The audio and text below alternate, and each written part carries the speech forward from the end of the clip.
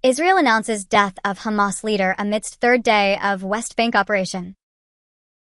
The Israeli military has confirmed the elimination of Wissam Khazem, a prominent leader of the Palestinian armed group Hamas, during an ongoing large-scale operation in Jenin.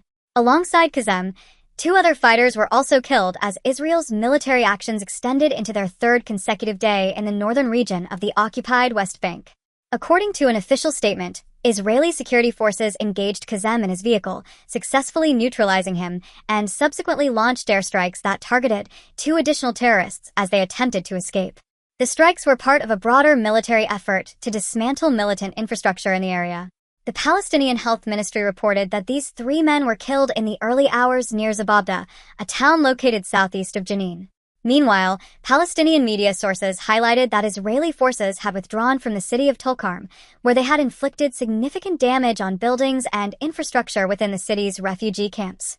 Despite the completion of these operations, there was no immediate comment from the Israeli military regarding these specific events.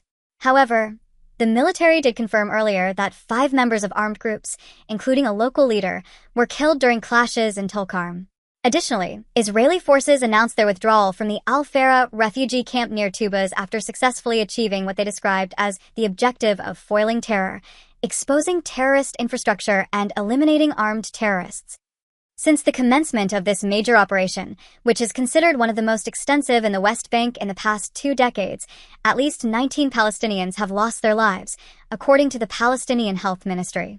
This escalation has drawn significant international concern, particularly as the war in Gaza continues to escalate tensions. On Friday, the United Kingdom expressed its deep concern over the methods employed by Israel, citing reports of civilian casualties and the destruction of civilian infrastructure.